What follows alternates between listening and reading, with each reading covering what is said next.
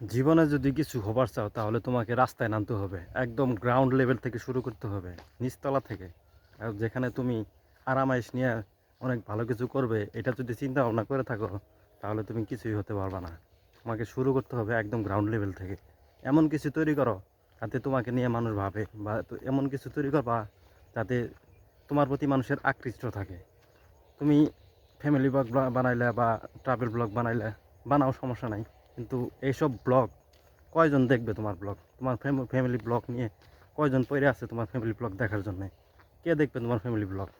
এমন কিছু তৈরি করো যাতে মানুষ তোমার দেখার জন্য আকৃষ্ট হয়ে থাকে।